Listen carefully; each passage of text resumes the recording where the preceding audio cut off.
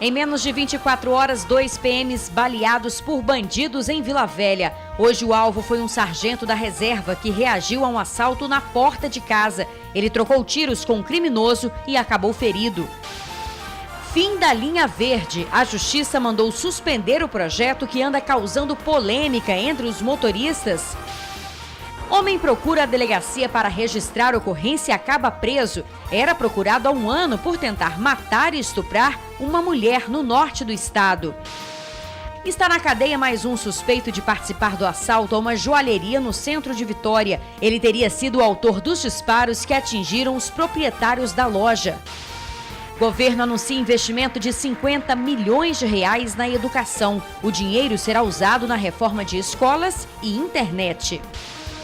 O rio Jucu amanheceu coberto por uma espuma. Seria o reflexo do esgoto jogado de forma irregular. E um pedacinho da roça em meio à selva de concreto. No lugar do ponto viciado de lixo, um jardim comunitário com direito a flores, galinha e até coelho. Tudo isso no Tribuna Notícias, segunda edição.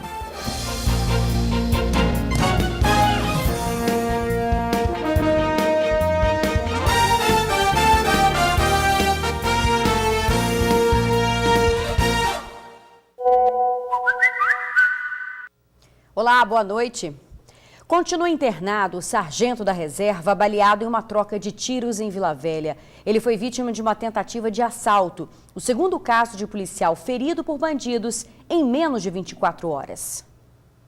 2 crimes em 2 dias. As vítimas de ambos são policiais militares. O soldado Afonso Miller Costa de Melo e o sargento da reserva Schultz foram atingidos por tiros disparados por criminosos e estão sob cuidados médicos intensivos. O comandante-geral da Polícia Militar do Espírito Santo, o coronel Nilton Rodrigues, classificou os episódios como inaceitáveis. A partir do momento em que um policial é atacado, nós consideramos isso como uma ousadia que tem que ter uma resposta dura, forte e imediata.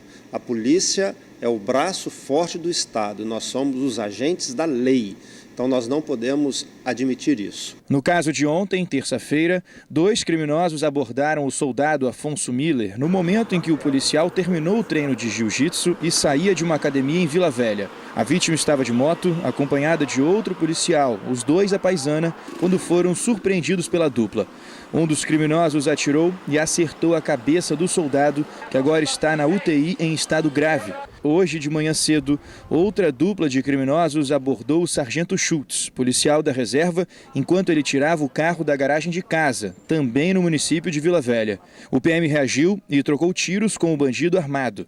Os 2 ficaram feridos, mas os criminosos fugiram e o sargento foi socorrido pelo filho que mora na mesma rua. Muito desesperado, porque o pai já estava sangrando e com a mão no peito, com o revólver assim já quase caindo. E o filho dele pegou, botou no carro e correu. Os responsáveis por atirar no soldado Afonso ontem foram presos cerca de 1 hora depois do acontecido no Morro Boa Vista, em Vila Velha. Um deles é um menor de 15 anos que assumiu ter feito o disparo. Já no caso do sargento Schultz, os criminosos ainda estão sendo procurados. Eles não foram atacados porque eram policiais. Foi vítima de um assalto e foi vítima de um engano, um traficante interpretando que era um traficante rival. Mas, de qualquer maneira, foram atacados e nós não vamos admitir. A nossa resposta ela tem que ser forte e dura, porque o policial ele jamais será subjugado pelo crime. Nós somos muito mais fortes. Bem, na verdade, um dos bandidos que tentaram assaltar o sargento foi baleado e está sob escolta no PA de Alto Laje. O outro continua foragido. O policial está internado no Hospital São Lucas e não corre risco de morrer. Já o estado de saúde do soldado Miller é considerado gravíssimo. Homem é preso acusado de tentativa de homicídio e estupro. Os crimes aconteceram no norte do estado. O suspeito era procurado pela polícia há pouco mais de 1 ano e meio. Genair Vieira da Costa tem 54 anos e foi preso quando tentava registrar o sumiço dos próprios documentos. Ao procurar a Delegacia de Proteção à Criança e ao Adolescente em Vitória na manhã dessa quarta-feira, policiais perceberam que ele é o autor de um estupro e uma tentativa de homicídio contra uma mulher, ocorrida em junho de 2015 na cidade de Nova Venécia. E ele disse que não esperava ser preso porque, na visão dele, somente aquele fato seria de conhecimento da polícia de Nova Venécia. Então ele pensou que se ele fosse em qualquer outro lugar do Brasil, esse mandado de prisão não seria identificado e ele não seria preso. O cenário do crime cometido por Genair é assustador. De acordo com a polícia, ele desferiu golpes de faca na cabeça e corpo da vítima, além de chutes e socos. Ele pensou que tinha matado a mulher e então fugiu. Vizinhos viram sangue escorrendo pela porta da casa onde tudo aconteceu e foi só então que ela foi socorrida. O delegado conta ainda que o homem chegou a negar, inclusive, que já morou na cidade onde o crime aconteceu. Mas, com a conversa, posteriormente, ele tomou ciência de todos os fatos e viu a gravidade do que ele fez. Ele resolveu, então, confessar e dizer que, naquela data, em 2015, efetivamente, ele esfaqueou essa vítima na cabeça. Posteriormente, ele deu diversos socos, chutes e pontapés na vítima e que na cabeça dele, na visão dele, ele teria matado a vítima. Por isso, então, ele fugiu do local. Ele disse que fugiu, que teria estado no estado de São Paulo durante um tempo, mas que, nas palavras do acusado, após a poeira baixar, ele retornou ao estado do Espírito Santo. O mandado de prisão contra Genair estava aberto desde novembro de 2016. Há 6 meses ele morava em Vitória. Agora, quase 1 ano e meio depois do crime, ele deve ser encaminhado para o sistema prisional. Ele, posteriormente, após conversar, veio a relatar os fatos, disse que era um mal-entendido, mas que realmente tinha atentado contra a vida e estuprado essa senhora em 2015, lá em Nova Venécia. O detido já foi levado para o presídio. O caso do assalto a uma joalheria no centro de Vitória. Mais um suspeito do crime foi preso. Ele teria atirado na direção dos proprietários da loja. Gabriel de Melo Chagas, de 19 anos, foi o segundo homem preso por suspeita de envolvimento em uma tentativa de latrocínio que ocorreu em uma joalheria no centro de Vitória. O crime aconteceu no dia 4 de janeiro. As câmeras da loja flagraram o momento em que os criminosos saem do estabelecimento. Um foge da loja correndo. Logo em seguida, outros 2, um deles que está armado, atira em direção ao interior da joalheria. De acordo com as investigações, Gabriel seria o autor dos disparos. Durante a ação, os donos da loja foram baleados. O Gabriel ele é autor dos disparos no crime que aconteceu no centro de Vitória, onde um casal foi baleado. Confessou a participação no crime, vai responder por tentativa de latrocínio. Já é investigado pela DSP em razão de ter cometido outros crimes ali na região do centro. É um rapaz ousado, só que a ousadia dele custou muito caro, que foi preso ontem. Por esse crime, a joalheria também está preso o Edson Lima Marciano, de 33 anos, conhecido como Zulu, detido em fevereiro. Outros 3 envolvidos na tentativa de latrocínio foram identificados. 2 tiveram a prisão preventiva representada. E o terceiro, um taxista, foi indiciado por suspeita de ter dado cobertura aos criminosos. Nesta outra imagem, é possível ver o momento exato que o táxi dá fuga aos criminosos. O condutor chega a atravessar o sinal vermelho. Durante a ação criminosa, um dos indivíduos foi baleado pelo próprio Gabriel. O taxista socorreu esse indivíduo até o hospital. Em momento algum entrou em contato com a polícia civil, nem com a polícia militar. Só foi ouvido quando foi intimado pela delegacia patrimonial. O taxista também foi indiciado pela participação no crime. Quem tiver informações que possam ajudar a polícia a encontrar os outros criminosos, deve ligar para o Disque Denúncia 181. E hoje cedo, 14 pessoas ficaram feridas em um acidente na BR-101 na Serra. Um ônibus bateu em uma carreta.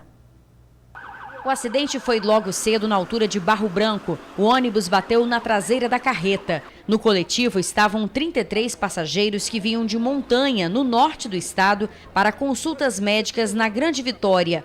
14 pessoas ficaram feridas. Na hora do impacto, a maioria dormia. Eu já acordei com impacto. Aí, graças a Deus, eu estava com cinto, mas eu vi as pessoas já apavorosas, gritando. Aí eu pensei que a batida tinha sido até atrás, porque as pessoas de trás que machucou mais. Sangrando muito. Várias ambulâncias trabalharam no resgate. Muitas vítimas viajavam sem o cinto de segurança. Coisa inesperada, né? Porque a gente estava todo mundo, muitos estavam dormindo, na verdade. Muitos também sem cinto de segurança, igual eu falei para ele. Eu não tenho o hábito de usar. Eu bati a cabeça e a perna. Muita gente machucou, graças a Deus outros não, mas tá vivo, tá o que importa, né? Acordei no susto e vendo um pessoal machucado no fundo, na frente também, que nem minha amiga ali também machucou. As vítimas foram encaminhadas para hospitais da Serra e Vitória. Felizmente, não tiveram ferimentos graves. Justiça determina a suspensão da linha verde em Vitória. A decisão foi tomada depois de uma ação popular proposta por uma moradora de Jardim Camburi. Ela alega que não houve diálogo com a população antes que o projeto fosse implantado. A Justiça emitiu hoje uma liminar que suspende os efeitos da linha verde, a faixa exclusiva para ônibus, táxis e veículos de emergência na Avenida Dante Michelini, a da orla da Praia de Camburi, em Vitória. O trânsito no local sempre agarrou nos horários de pico, mas depois do projeto da Prefeitura, o fluxo de veículos ficou mais lento, já que os motoristas perderam uma faixa da pista. Atrapalhou bastante, porque o fluxo de carro está muito grande. Pelo que eu estou vendo, ela está atrapalhando um pouquinho o trânsito. Depois da linha verde ficou melhor ou pior? Pior, bem pior, inclusive para trás, né, para do canto. E mesmo com todas as reclamações, parte dos motoristas aprova a linha verde. Eu acho bom, eu acho que a linha verde tem que existir. Acontece que às vezes fica realmente a linha verde desocupada há muito tempo e você não vê nenhum ônibus. É boa, agora tem que ver se a engenharia de trânsito realmente mediu as consequências, se há realmente capacidade para os ônibus, os carros conviverem, porque parece que multou um pouco, né? Esta ação popular foi movida por Lícia Rezende Narciso, que é uma moradora do bairro Jardim Camburi. A liminar passa a valer a partir do momento em que a Prefeitura de Vitória for citada pelo oficial de justiça, o que está previsto para acontecer ainda hoje.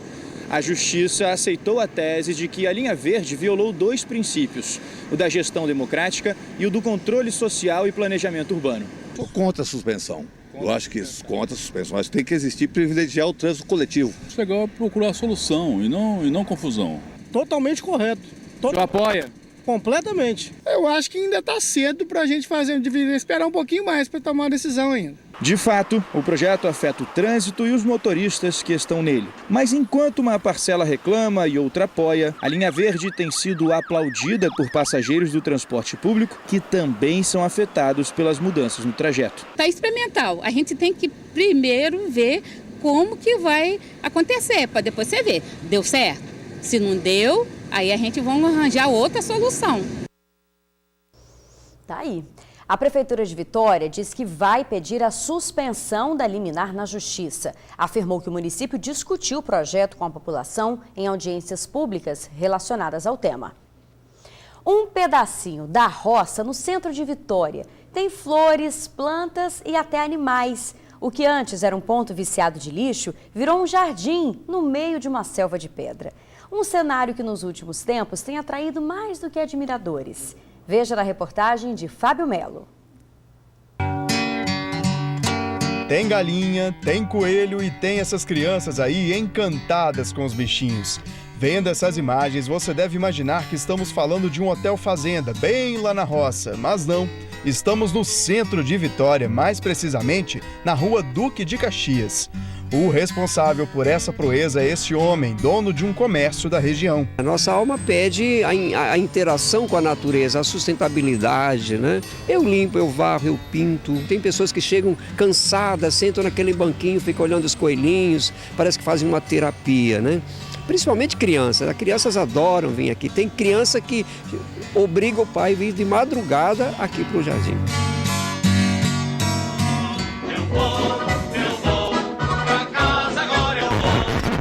Não, este não é o novo conto de fadas. O Jardim Comunitário, criado pelo Martini há 7 anos, surgiu com uma proposta de presente para a cidade no Dia do Meio Ambiente. No começo, era só um terreno baldio que foi ocupado, mas agora está no coração de muita gente. A gente vem aqui prestigiar, traz as crianças amam. É uma área que não é uma área de lazer para criança, mas que interte, ele deixa os animais soltos, é muito importante, ele cuida. E é importante a comunidade participar e cuidar também, entendeu? Bom seria se todo mundo respeitasse o espaço. Mas como mostram as imagens das câmeras de segurança feitas nessa quarta-feira, falta educação para algumas pessoas. Este homem aí apareceu em plena madrugada para roubar os animais que moram no jardim. Um indivíduo que nunca passou por aqui, eu pelo menos nunca vi, furtou 2 vasos de flores, né? E aí eu fiz o de protocolo. Fui na janela e disse, olha, meu amigo, isso aí tem dono, não pode mexer não. E ele mandou eu para aquele lugar, né? E continuou, tentando pegar os preás. Felizmente, dessa vez o criminoso se deu mal. A polícia chegou rápido e ele foi preso em flagrante. O coelhinho voltou para casa e o jardim continua sendo admirado por quem passa pelo centro da capital e mora nas proximidades. Eu no começo pensava que eu cuidava de um jardim, né? Hoje eu sei que tem um jardim que cuida de mim, né? Ele me faz falta, né? Se hoje eu tivesse que acabar com esse jardim, eu acho que uma parte de mim ia morrer, né? Quem é morador do centro tem que se deslocar para os outros parques, são longe, que com criança é mais complicado, né? A Martini que começou isso aqui tudo, mas cabe a todos nós cuidar.